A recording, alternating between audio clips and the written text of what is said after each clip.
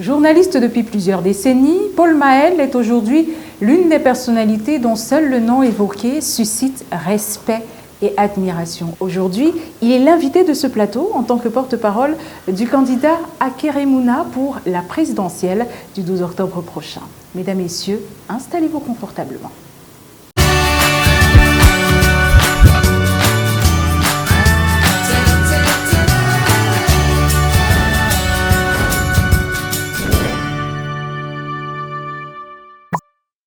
Merci beaucoup, Paul Mahel, d'avoir accepté notre invitation pour cette première édition. Merci de m'avoir invité. C'est un plaisir d'être le premier en plus.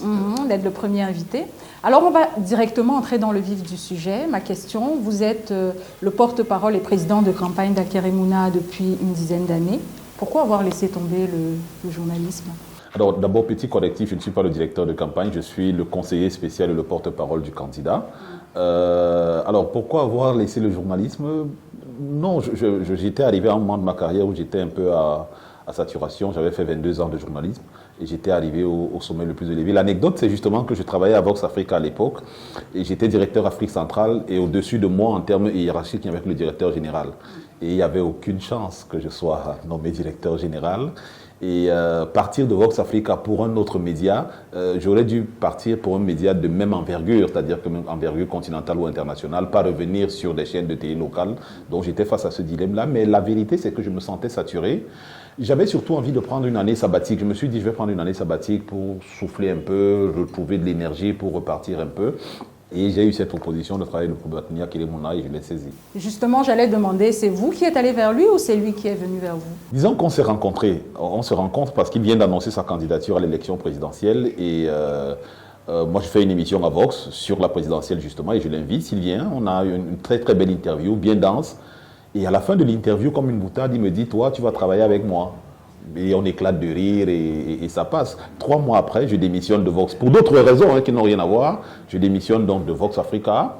Et je lui passe un coup de fil pour lui dire, tu étais sérieux quand tu disais que je travaillais avec lui. Il me dit que oui, je suis sérieux. J'ai eu même d'ailleurs de voir que tu as démissionné. Donc rejoins-moi. C'est comme ça que je vais le rejoindre. Mais initialement, je partais juste en me disant, je vais passer cette année sabbatique à faire ça, à mener une campagne présidentielle, à être dans un QG, à être à côté d'un candidat. Et j'ai aimé ça. Vous avez roulé votre bosse dans le journalisme. Est-ce qu'aujourd'hui, vous pouvez dire que le journalisme nourrit son homme au Cameroun? Oui, mais je pense que le problème du journalisme, c'est que les journalistes se sont eux-mêmes clochardisés. On a tellement passé du temps à dire aux journalistes que si vous voulez gagner de l'argent, ce n'est pas le métier qu'il faut faire, qu'ils ont fini par penser que c'était un vrai sacerdoce et non un métier. C'est un métier où on ne peut pas devenir riche, mais où on peut quand même gagner convenablement sa vie, nourrir sa famille, mener des projets, si on est un journaliste sérieux. Parce que, Tina, dans tous les métiers, et aujourd'hui, dans ma reconversion professionnelle, je fais beaucoup de formations en communication et en management des organisations. Et je dis toujours aux jeunes que j'ai la chance de rencontrer, je leur dis toujours, ne cherchez pas l'argent. Il y a une phrase au Cameroun qui est célèbre qui dit « cherchons l'argent ». Ne cherchez pas l'argent. La preuve, c'est que tous ceux qui cherchent l'argent ne le trouvent jamais. Cherchez à devenir le meilleur dans ce que vous faites. Quand vous êtes le meilleur dans ce que vous faites, c'est de l'argent qui vous court après. Je vous prends juste quelques exemples. Quand votre enfant est malade, vous dites, est-ce que quelqu'un connaît un bon pédiatre? Quand vous voulez faire un meuble, vous dites, est-ce que quelqu'un connaît un bon menuisier? Quand votre voiture est en panne, est-ce que quelqu'un connaît un bon mécanicien? Donc, ça veut dire qu'aujourd'hui, avoir un métier ne suffit pas. Il faut exceller dans ce métier. Donc, si vous êtes un bon journaliste, un journaliste sérieux, crédible, qui fait bien son travail, les organes de presse d'envergure internationale qui ont des salaires beaucoup plus élevés que les chaînes de télévision ou les médias locaux vous chercheront et vous gagnerez assez bien votre vie. Alors on va peut-être clôturer cette partie. Vous avez dit tout à l'heure que les journalistes se clochardisent eux-mêmes. De quelle manière? Quand vous mettez quoi dans clochardiser? Est-ce que ce n'est pas les patrons de presse qui ne payent pas bien, qui ne payent pas de manière constante? Est-ce que ce ne sont pas les patrons de presse qui clochardisent les journalistes? Bon, vu sous cet angle, mais ce que je veux dire, c'est que si vous travaillez et qu'on ne vous paye pas 1 mois, 2 mois, 3 mois, 4 mois. J'entends des journalistes me dire qu'ils ont 1 an d'arriérés de salaire. Vous vivez de quoi? De raquettes? Voilà. Vous commencez à vivre de raquettes et à partir du moment où vous vivez de raquettes, vous commencez à vous clochardiser. L'autre chose, c'est qu'il faut que vous fassiez comprendre à votre patron que ce n'est pas une faveur que je travaille pour vous. J'apporte une plus-value, j'apporte une expertise et c'est cette expertise-là que vous rémunérez. Donc, vous devez me payer. Parce que si vous laissez un patron faire 2 mois sans vous payer et vous continuez à venir au travail, ça veut dire qu'il se dit, mais écoute, ils vivent. Et il n'a aucune pression pour vous payer. L'autre chose aussi, c'est qu'on se rend compte qu'il n'y a pas de solidarité. C'est pourquoi j'encourage souvent les jeunes journalistes à être dans les mouvements corporatistes. On se rend compte qu'il n'y a pas de solidarité dans la corporation. C'est-à-dire que quand vous êtes dans un organe, on ne vous paye pas. Il y a quelqu'un qui lève la tête, on le vire. Les autres viennent au travail demain quand même. Donc il faut contraindre les patrons, et je vois que je travaille depuis quelque temps avec certaines organisations syndicales pour qu'on essaye de mettre au maximum la pression sur le gouvernement, parce que je suis peut-être plus journaliste d'active, mais je continue à m'intéresser de près sur les activités des journalistes. Donc pour qu'on mette le maximum de pression aux patrons de presse aujourd'hui, pour que la convention collective soit signée, ça va aider d'abord à réguler même le secteur, parce qu'aujourd'hui, tout le monde se dit journaliste. Je vous prends un exemple. Dernièrement, j'ai organisé une conférence de presse pour le candidat que j'accompagne. On a invité 42 organes de presse. Tu sais combien on en a eu? 60. On en a eu 94. Donc, on a eu plus d'organes de presse non invités que ceux qu'on avait invités. Et ceux-là, ils sont d'une certaine violence. Donc il faut aujourd'hui que le secteur soit régulé, que la carte de presse soit revalorisée, que les médias soient mieux organisés pour que la presse aujourd'hui redevienne crédible et soit en même effectivement de nourrir les journalistes et les métiers connexes aussi, je ne les oublie pas, qui exercent dans ce métier. Mais moi j'ai envie de vous demander, aujourd'hui que vous travaillez en politique, on va dire, puisque vous êtes le porte-parole d'Akerimuna et vous êtes également son conseiller spécial, est-ce que le journalisme a eu un apport dans ce que vous faites? Bien sûr, bien sûr. Moi, j'ai l'habitude de dire que je suis journaliste. D'ailleurs, c'est ce qui reste encore sur mon passeport et sur ma carte d'identité. C'est-à-dire que moi, tout ce que j'ai dans ma vie, c'est le journalisme qui l'a apporté. Le rayonnement que j'ai aujourd'hui, la crédibilité que j'ai, la visibilité que j'ai, et même une partie du patrimoine que j'ai aujourd'hui, c'est le journalisme qui me l'a apporté, qui me l'a donné. Donc, je suis redevable à ce métier jusqu'à la fin de mes jours. Je n'aurais pas été journaliste que je ne serais peut-être pas... Je ne serais pas en train de m'interviewer ce matin. Oui, sans doute. Alors, votre candidat a 72 ans. Il a eu 72 ans le 18 août dernier. Oui. Et il essaie de devenir président de la République, du moins pour la prochaine élection, le 12 octobre prochain. Est-ce qu'il a suffisamment de force? Est-ce qu'il a suffisamment de poigne? Est-ce qu'il a suffisamment d'énergie? Je vais ramener une image pour que vous compreniez ce que je vais dire. C'est-à-dire que vous vous rappelez, il y avait un commissaire agropastoral à Ibolova. Et à ce commissaire agropastoral, tout le monde disait que le président Biya était vieux. Et il a fait le tour du site, stand par stand. Ses collaborateurs, qui étaient beaucoup plus jeunes que lui, étaient essoufflés. Et bien, nous vivons, nous, l'équipe de campagne, nous vivons exactement la même chose avec Akerimuna. C'est-à-dire, on est obligé parfois de lui dire, boss, stop, calme-toi, ralentis, arrête-toi, va dormir, parce que c'est une vraie boule d'énergie. Et ce que beaucoup de gens ne savent pas, c'est que c'est quelqu'un qui fait 50 000 choses à la fois et qui les fait toutes en simultané et qui les fait toutes bien. C'est-à-dire que par exemple, pour vous parler de mon expérience, je travaille avec un type qui est anglophone, mais qui vous corrige une note en français sur des détails comme la virgule, le point-virgule, la ponctuation. C'est-à-dire que vous lui donnez une note, vous avez l'impression qu'il la parcourt transversalement, mais pendant ce temps, il coche ici, vous avez oublié une virgule. Je vous parle des virgules, pour ne même pas vous dire des fautes d'orthographe et de grammaire. Donc c'est quelqu'un qui est une vraie boule d'énergie. Et parfois, on est obligé, j'ai souvent tendance à dire à son assistant qu'un jour, je vais te donner le somnifère pour que tu mettes dans son verre parce que il est difficile à suivre. Mais gérer un pays pendant 7 ans, c'est quelque chose d'assez lourd en termes de charge. On a vu des présidents vieillir du jour au lendemain. Et quand je dis vieillir, c'est vraiment physiquement. Est-ce que vous êtes certain qu'il a l'étoffe? Oui, je suis totalement certain qu'il a l'étoffe. D'abord, de par son parcours, c'est quelqu'un qui a une expérience qui lui permet aujourd'hui de gérer le Cameroun dans la situation où nous sommes. C'est-à-dire qu'il a été président du MAEB. Le MAEB, c'est le mécanisme d'évaluation par les pairs de l'Union africaine qui permet donc d'évaluer un pays et de lui proposer les solutions aux problèmes qui ont été détectés. Ça, il sait faire ça. La deuxième chose, c'est que le président de la République n'est pas un ouvrier. Okay. C'est un stratège, c'est quelqu'un qui a une vision, c'est quelqu'un qui définit des orientations et bien sûr qu'il les suit. Donc il doit prioritairement être bien entouré. Nous avons une vision présidentielle qui est compliquée parce que ici, on est dans un régime super présidentialiste où le président a énormément de pouvoir. Et ce contre quoi nous voulons lutter justement, c'est cette hyper-centralisation des pouvoirs et faire en sorte que décongestionner un certain nombre de pouvoirs. Par exemple, dans notre programme, le président de la République ne sera pas le président du Conseil supérieur de la magistrature. On va effectivement séparer totalement les pouvoirs pour qu'ils puissent s'exercer. Dans notre programme, le Premier ministre est un vrai Premier ministre, c'est-à-dire que le vrai chef d'orchestre de l'animation de l'action gouvernementale. Qui rend compte. Oui, qui rend compte, mais c'est vraiment lui qui bosse. Ici, on est dans un pays où tout ce que vous faites est centralisé, c'est-à-dire que rien ne se fait ici sans qu'on ne demande l'autorisation du président de la République.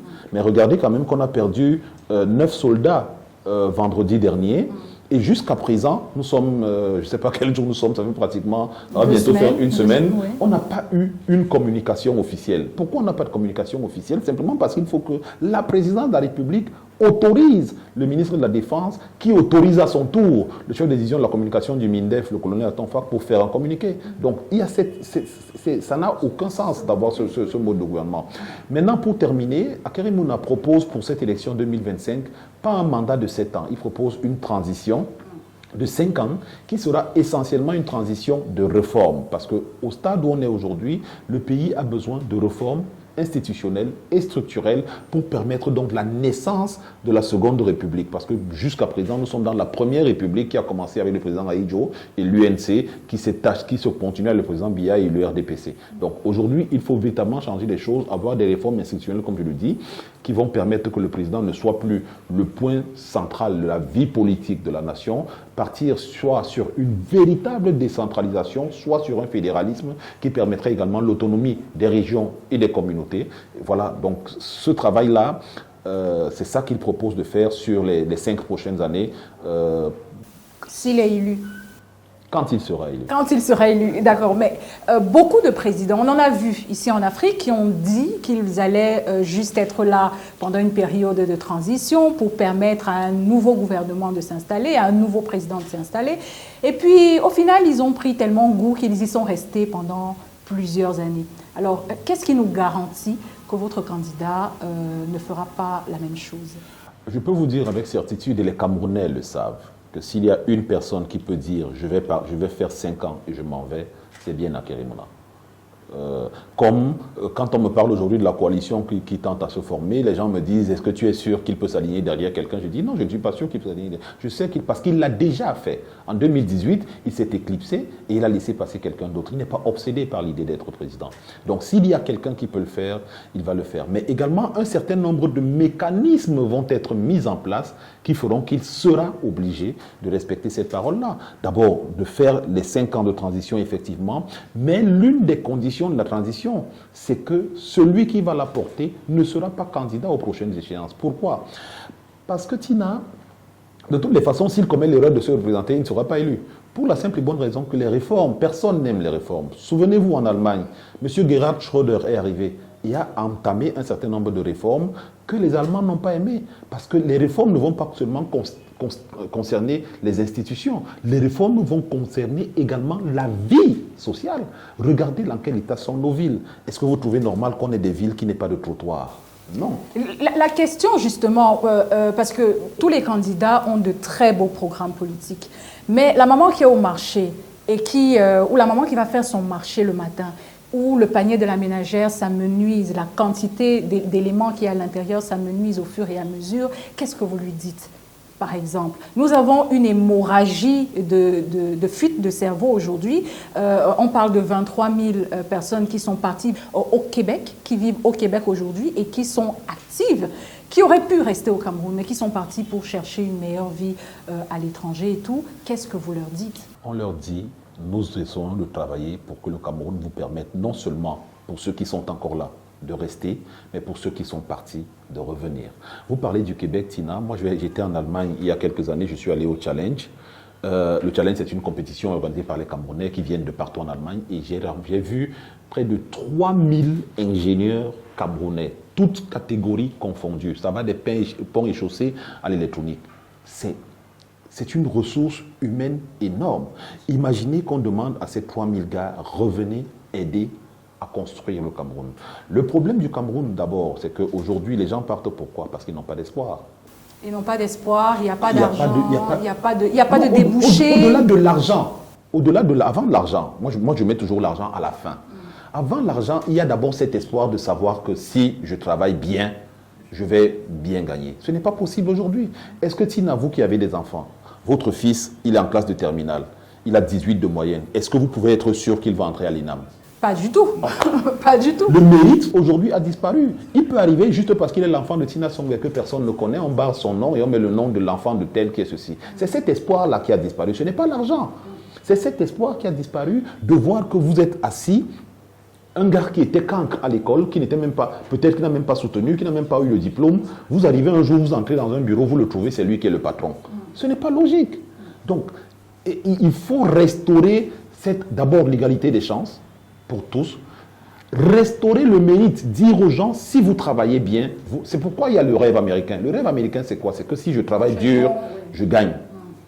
OK? Donc, c'est ça. C'est ça qui a d'abord disparu. Maintenant, le deuxième volet de l'aspect dans l'équilibre régional, vous allez mettre de côté? Mais oui, ça n'a aucun sens, l'équilibre régional. Ça n'a aucun sens. L'équilibre régional est le résultat de l'échec de l'harmonisation du développement du pays. C'est-à-dire quoi? C'est-à-dire qu'aujourd'hui, on vous dit équilibre régional. Pourquoi? Parce qu'on vous dit que non, dans le Nord, les écoles ne sont pas bien construites. Donc, il faut accepter que ce qu'il faut faire pour éliminer l'équilibre, c'est équilibrer le développement du pays. Faire en sorte qu'un lycée ait des standards, que ce soit qu'on trouve un lycée à Douala, que ce soit le même lycée qu'on trouve en Gaoundéré, que ce soit le même lycée qu'on trouve à Gouzdabrequet, et ainsi de suite. C'est cet échec-là qui a justifié qu'on vous dise que bon, ceux-ci sont un peu bêtes, donc il faut les favoriser, et ceux-là sont... Non, il faut restaurer le mérite. Dire aux gens, vous travaillez dur. Et je vais vous dire, nous, par exemple, on a dans notre programme quelque chose de très simple. Imaginez qu'aujourd'hui, on dise aux enfants de l'école primaire, que si vous avez 15 de moyenne, vous irez passer une journée avec le président de la République dans son bureau. C'est quelque chose qui booste. C'est quelque chose qui booste. C'est quelque chose qui motive. Vous, Tina, je vous connais très brillante à l'école et dans le journalisme. Vous avez déjà vu le bureau du président de la République? Jamais. Jamais. Aujourd'hui, même pour aller au 20 mai au palais, c'est des affaires de petits copains, de la cousine, de la petite, de ceci. Or, on pourrait dire que les gens qui se distinguent, les gens qui méritent, sont invités au palais. Regardez comment on remet les médailles aujourd'hui. Comment on fait pour remettre une médaille? Si vous voulez une médaille, Tina, vous vous asseyez, vous faites votre dossier, vous allez voir le sous-préfet ou le préfet, vous lui dites, monsieur le préfet, est-ce qu'on peut me donner la médaille? Mais ce n'est pas ça la remise des médailles. La médaille, c'est que la nation vous est reconnaissante. Ça veut dire que on vous observe, on vous suit et on se rend compte que vous méritez d'avoir une médaille. Et on vous la donne. Ça doit être une surprise, ça ne doit pas être une demande. Moi, j'ai une cousine qui me dit, ah, j'ai déposé mon dossier pour la médaille et je vais avoir la médaille. Ça n'a aucun sens. Donc, c'est ce système de mérite-là qui n'existe plus, qu'il faut restaurer. Et il faut éviter de considérer la diaspora camerounaise, c'est-à-dire que nos compatriotes qui vivent à l'étranger, comme étant une menace pour le pouvoir. C'est ce qu'on avait dit au président Biya, que les gars de la diaspora, ils peuvent te renverser. Pourquoi est-ce qu'un gars qui est né camerounais, son père est Bassa des Eka, sa mère est Bafang, il est parti en Allemagne. Pour pouvoir trouver un job, on lui a dit qu'il faut acquérir la nationalité. Pourquoi ce gars-là a besoin de prendre un visa pour revenir au Cameroun? Ça n'a aucun sens. Donc l'une des mesures que le Akérémouna propose, c'est justement dès la prestation de serment, c'est-à-dire que prestation de serment à midi 30, un décret qui autorise la double nationalité. Il est inconcevable qu'un Camerounais qui a acquis un autre passeport pour X ou Y raison soit considéré comme un étranger. Ça n'a aucun sens. Imaginez aujourd'hui, moi j'ai été aux États-Unis et j'ai vu des gens qui sont prêts à consacrer 2, 3 mois ou alors 1 mois par trimestre pour venir ici. C'est des enseignants, c'est des médecins. Quelqu'un dit, je suis prêt, si on me donne la possibilité, je viens au Cameroun pendant 1 mois pour faire des opérations de ce type. Je viens au Cameroun pour enseigner ceci à l'université. On a besoin de cette expertise-là. Pourquoi on s'en prive aujourd'hui sous prétexte que les gens ont acquis un autre passeport? Donc, vous parlez de méritocratie, vous parlez de libre circulation des Camerounais de la diaspora au Cameroun. Vous parlez de décentralisation. Non seulement de libre circulation, mais d'implication de la diaspora dans le processus de développement. Parce qu'eux, ils ont vécu ailleurs, ils voient comment ça se passe ailleurs, ils sont mieux à même de venir nous dire voici ce qu'il faut faire, voici comment il faut le faire, bien sûr avec l'expertise de leurs compatriotes qui sont ici, parce qu'il faut dire qu'on a beaucoup de Camerounais qui sont valeureux. Et moi j'ai l'habitude de le dire. On dit souvent, on a l'impression que les gens qui sont dans le RDPC sont des pestiférés, mais moi je connais des gens dans le RDPC qui sont très calés, qui sont de vrais professionnels. Tout ne tourne pas autour de la politique. Le problème c'est justement qu'on a politisé toute la vie, et même des questions qui sont censées être confiées aux techniciens sont devenues des questions politiques. Regardez le foot. Hier, on a regardé un match de football. Il y a des joueurs qui jouent pour le ministre. Il y a des joueurs qui jouent pour le président de la fédération. Il y a des gens qui supportent pour qu'on gagne. Il y a des gens qui sont en train de prier pour qu'on perde. Dès qu'on a perdu le match hier, il y a des gens qui sont contents. Il y a d'autres qui disent que bon, voilà. Tous Camerounais en plus. Tous Camerounais. Oui, c'est complètement... Moi, je suis allé sur le match hier dans un grand snack et on était divisés. Dès qu'on a encaissé, il y a des gens qui sont levés, qui ont jubilé. Oui, voilà, alors votre coach, comme vous disiez, que voilà, c'est ça. Qui est venu sauver le Cameroun. Oui. Anyway, parlons de corruption, Paul Maël. Aujourd'hui, le Cameroun est ancré dans la corruption. Je n'ai pas envie de parler précisément de marché public, mais si on en arrive, c'est quelque chose d'extraordinaire. La corruption est ancrée dans nos habitudes, c'est obligatoire. Les policiers vous stoppent en route et vous demandent de l'argent. Clairement, c'est-à-dire de manière littérale. Ils vous disent, j'ai besoin de 2 000, j'ai besoin de 3 000, est-ce que vous pouvez me donner? Moi, j'ai été victime de ça plus d'une fois. Alors, qu'est-ce que vous avez prévu pour ou alors contre la corruption? Le mandat d'Akere Mouna, quand les Camerounais vont lui confier les destinées du pays, se résume à 2 points principaux. 2. 1. La lutte contre la corruption. 2. La résolution de la crise dans les régions du nord-ouest et du sud-ouest. Voilà les 2 points focaux sur lesquels Akere Mouna va travailler. Mise à côté de ça, les réformes structurelles et institutionnelles dont je voulais parler. Pourquoi? Alors, Tina, la corruption a 3 niveaux. Le premier niveau de la corruption, c'est quand elle est endémique. C'est-à-dire que quand elle est... les comportements que vous décriez, un policier, vous allez être en route, il vous demande 1000 francs, 2000, ainsi de suite, ce genre de choses. Vous allez faire signer une photocopie d'acte de naissance à la mairie, la dame vous demande 1000 francs ou 500. Pour signer vite. Pour signer vite. Donc ça, c'est la corruption endémique. Le deuxième niveau, c'est la corruption systémique. C'est quand la corruption réussit à tordre les mécanismes du système. C'est là où je reviens à ce que je vous disais tout à l'heure, c'est-à-dire que votre fils peut avoir 18 de moyenne et n'est pas sûr d'entrer à l'ENAM parce qu'il y a quelqu'un qui va venir donner 3 millions et on va barrer le nom de votre fils pour le mettre. Donc les mécanismes normaux du système sont tordus et sont gangrénés par la corruption. Mais nous, on a dépassé ces 2 étapes. On a atteint le niveau suprême qui est ce qu'on appelle en anglais le state capture, c'est-à-dire que la prise en otage de l'État. Vous avez un groupe de personnes qui ont donc confisqué tout l'État et qui gèrent le pays à leur guise. Et c'est exactement la situation dans laquelle nous sommes aujourd'hui. Et vous allez voir, Tina, que quel que soit le problème que vous prenez aujourd'hui, vous allez vous rendre compte qu'au bout de la ligne, il y a la corruption. Pourquoi on n'a pas de route? Vous dites non, on n'a pas de route parce que les gens ont mangé l'argent qui devait faire la corruption. Pourquoi les routes sont mal faites? Elles sont mal faites parce que le gars qui a gagné le marché, d'abord pour gagner le marché, a donné un bac chiche. Et quand il a gagné le marché, il faut encore qu'il donne le whisky de tel et le champagne de tel. Et du coup, lui, il se retrouve avec moins d'argent que ce qu'il avait sur son devis. Donc, il fait avec ce qu'il a. La route est en mauvais état. Pourquoi on n'a pas d'hôpitaux? Pourquoi on n'a pas à tous les niveaux, vous allez trouver qu'il y a des niches de la corruption. On a annoncé que l'enseignement primaire était gratuit. D'accord? Et dès qu'on a dit que l'enseignement primaire est gratuit, les gens ont entendu, bon, on ne paye pas la scolarité. Du coup, les frais d'APE, on a pris les frais de la scolarité, on a mis dans l'APE. L'APE qui était à 10 000 est maintenant passé à 25 000. Après, on a dit que non, mettons les frais d'informatique dedans. C'est-à-dire que pour avoir accès à la salle d'informatique, il faut payer 5 000 et tout ça. Et du coup, l'école coûte plus cher aujourd'hui qu'avant qu'on ne décrète la gratuité. Tout ça, c'est les effets induits de la corruption. Et les gens n'ont pas conscience du nombre de vies qu'ils gâchent, du nombre d'enfants qui avaient peut-être un potentiel. Et je vais vous dire une chose, moi, cette année, on a fait le pari de ne pas faire, sauf pendant la période de campagne à partir du 27, de ne pas faire de grands meetings. Le candidat va directement faire du porte-à-porte et va rencontrer les électeurs. Et on a choisi le pari de partir dans les arrondissements. On en a déjà fait environ 130. Mais vous allez vous rendre compte, Tina, que la politique dont vous parlez quand vous êtes à Douala et à Yaoundé est totalement différente de la perception que les gens dans l'arrière-pays ont. Ils ont des préoccupations que vous n'imaginez même pas. Nous, on est dans des grands débats de montée, de descendue. Et je dis ça à chaque fois que je suis invité sur un plateau télé. Je leur dis que l'élection présidentielle dont vous parlez sur les médias, et sur les réseaux sociaux est différente de celle que moi je vis sur le terrain et dans un QG de campagne. Et donc, il est important aujourd'hui que les candidats à la présidentielle, tous autant qu'ils sont, intègrent que le pays n'est pas Douala et Yaoundé. Et c'est ça la grosse difficulté qu'on a. C'est-à-dire qu'on a pensé que, bon, ok, le pays c'est Douala et Yaoundé prioritairement et accessoirement les 8 autres chefs-lieux de région et voilà. Et le reste se débrouille. Mais est-ce que vous le découvrez aujourd'hui? Non, moi je ne le découvre pas parce que j'étais journaliste, mais l'équipe de campagne avec qui nous sommes, nous le découvre. Moi j'ai été journaliste, j'ai été un journaliste de terrain, je n'étais pas un journaliste de bureau, donc je connais un peu les réalités du pays. Et aujourd'hui, on le découvre encore de plus. Quand vous êtes journaliste, les gens vous parlent différemment de quand vous êtes le représentant d'un candidat. Oui. On va dire politicien. Voilà.